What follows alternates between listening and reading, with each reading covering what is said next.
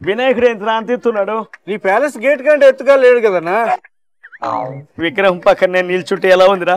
గణపతి పక్కన అవినీతి నుంచున్నట్టుందన్నా. వినాయకుడు విద్యా బుద్ధులు ప్రసాదిస్తాడంటే నిజమేనా? ఆ రెండు నీకు లేవు కదన్నా. దాంతో పాటు ఎక్స్ట్రాగా విలువలు కూడా లేవు. ఏంట్రా వినాయకుడి చేతిలో లడ్డు ఉంది? ఇక్కడ వినాయకుడి చేతిలో లడ్డు ఉంది. అక్కడ నువ్వు అపవిత్రం చేసిన తిరుపతి లడ్డు ఇన్ఫర్మేషన్ అంతా 6 చేతిలో ఉంది. వినాయకుడిని విశ్వమంతా తిరగాలి అని పందెం పెట్టినప్పుడు వాళ్ళ అమ్మ నాన్న చుట్టూ తిరిగాడు తెలుసా అన్న? మరి నేనురా? నువ్వు తిరగవు అన్నా, మీ అమ్మని తిప్పుతావు. వినాయకుడు ఎలికి మీద కూర్చున్నాడు, ఎలికి నొప్పి రాదా? నువ్వు మారిపోయావనా? నువ్వు ఎలుక నొప్పి గురించి మాట్లాడుతున్నావునా? ఎలుక చేతులుంటే కొట్టేసేదన్న. 1 కోటి రూపాయలు దొబ్బేసావు కదన్నా. హారతి శ్యామలకి ఎవడు వేటరా? కొంచెం అతిగా లేదు.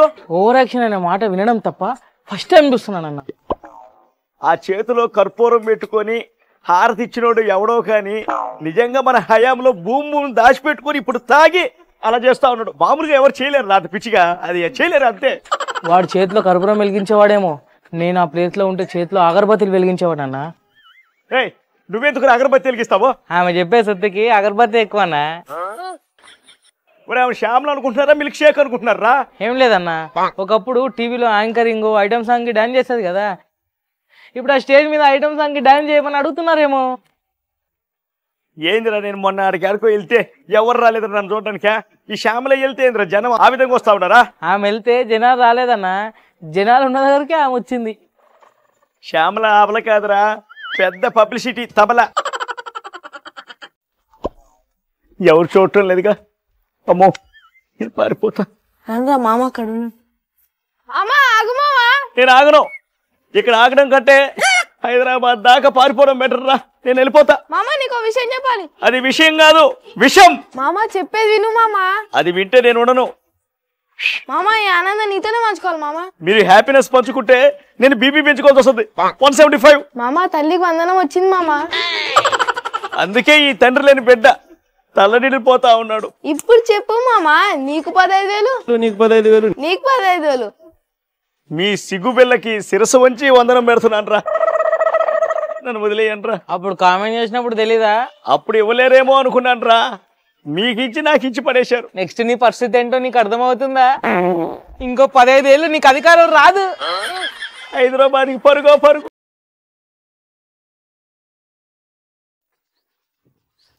వచ్చారా? అడుక్కునేవాడు ఇట్లా చేతులు చాచి అడుక్కున్నట్టు అట్ట కూర్చున్నావు ఏంటన్నా?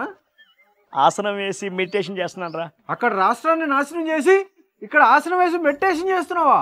ఎందుకన్నా? ఫ్రస్ట్రేషన్ రాకుండా. ఫ్రస్ట్రేషన్ వస్తే బీపీ 175 పెరుగుద్ది, కానీ నీకున్న 11 సీట్లు 175 పెరుగుతాయా అన్న? అయితే బాగుంది. స్పెషల్ డే వస్తా ఉంది, యోగా డే. ఇందాక మీరు వచ్చేటప్పుడు నేను ఇక్కడ మెడిటేషన్ చేస్తా ఉన్నాను కదా, యోగా చేస్తున్న యోగిలా కనిపించలేదా? అరుగు మీద కూర్చున్న రోగిలా అనిపించావు. ఎందుకు? అయినా నువ్వు యోగా చేయడానికి పనికిరావు అన్న. ఎందుకురా? యోగా చేయాలంటే వంగాలి. మనం వంగం, వంచుతాం. కోకోనట్ కొట్టినప్పుడే తెలిసిందన్న నీ స్టామినా. ఇంకా కాళ్ళు పైకి లేపాలి. కాళ్ళు చేతులు తీసేయడం తెలుసు కానీ కాళ్ళు లేపడం ఏంట్రా? శ్వాస మీద ధ్యాస ఉంచాలన్న. నాకు సొంత మనుషుల మీదే ధ్యాస ఉండదు, ఇక శ్వాస మీద ధ్యాస ఏముంటది? నా పేరు మీద దోష అన్న. ఇదంతా చేయాలంటే ముందు కింద కూర్చోాలన్న. ఎవడైనా మన కింద కూర్చోవాల్సిందే, మనం కూర్చోం. ఈ బలుపుకే అధికారం పోయి నీ బతుకు తలకిందులయ్యింది. మీకు ఏం పథకాలు వచ్చాయమ్మా? ఏం రాలేదని చెప్పు. పథకాలు ఏమొచ్చాయ్యా? నాకైతే ఏం రాలేదయ్యా. ఎందుకు రాలేదు? ఇప్పుడు ఎలా ఉంది, అప్పుడు ఎలా ఉంది? ఏదో తేడాగా ఉందేంటి? ఎలా ఉంది? మాకు జగన్ ప్రభుత్వమే బాగుంది. ఏం అడిగినా ఇచ్చేవాడు టైంకి.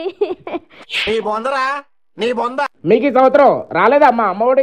ఏదో ఒక లిటికేషన్ పెడతారు. ఈ సంవత్సరం అయితే మాకేం రాలేదండి. మా పాప 2 సబ్జెక్టులు 10th క్లాస్ లో ఫెయిల్ అయింది. మళ్ళీ అదే క్లాస్ చదువుతుందని చెప్పి అమ్మఒడి వేయలేదు. ఒక సంవత్సరం ఫెయిల్ అయ్యి మళ్ళీ అదే క్లాస్ లో ఉంటే ఎలా ఇస్తారమ్మా అమ్మఒడి? అది పాయింట్, కరెక్ట్. అలా అడుగు. అదేలే. బాబాయ్ ఏంటండి ఈ పార్టీ ఖాతాలో ఇంకొకటి బలి? ఏ రమ్మసలు మీ మీద నెగిటివ్ ప్రచారం చేసుకుంటుంటే అది కరెక్ట్ పాయింట్ అంటావా?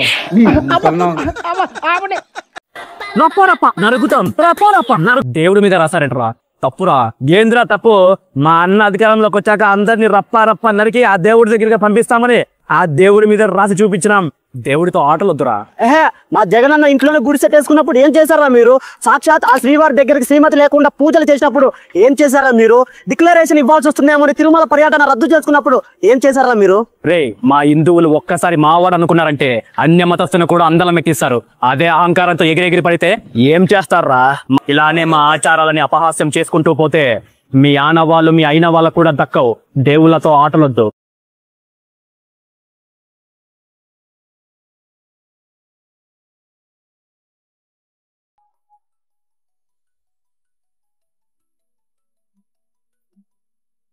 హలో నాన్న. హలో అమ్మా, బాగున్నావమ్మా? బాగున్నా నాన్న, మీరెలా ఉన్నారు? డిఎస్సి ఎగ్జామ్ దగ్గరలోనే ఉందిరా, బాగా చదువుకున్నావుగా? చదువుతున్నా అన్నయ్య. అమ్మా, ఫుడ్ కానీ ఖర్చులు కానీ ఏమైనా డబ్బులు పంపించమంటావమ్మా? వద్దు నాన్న, మా ఇన్స్టిట్యూట్ పక్కనే అన్నా క్యాంటీన్ ఉంది నాన్న. మా రూమ్ పక్కనే అన్నా క్యాంటీన్ ఉంది. పొద్దున టిఫిన్, మధ్యాహ్నం లంచ్, రాత్రి భోజనం అక్కడే తినేస్తున్నా.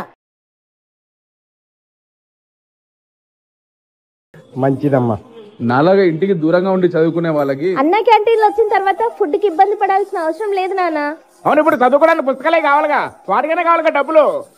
లేదన్నయ్య, డిఎస్సి ప్రిపేర్ అయ్యే వాళ్ళందరికీ కూడా మన లోకేష్ గారు ఫ్రీగా మెటీరియల్ ఇచ్చారు కదా. మంచిదిరా మంచిదిరా. మరి ప్రయాణాలకి డబ్బులు కావాలి కదమ్మా? ఎందుకు నాన్న, మాకు ఫ్రీ బస్ పెట్టారు కదా బాబు గారు. ట్రావెలింగ్ కి డబ్బులే అవసరం లేదు.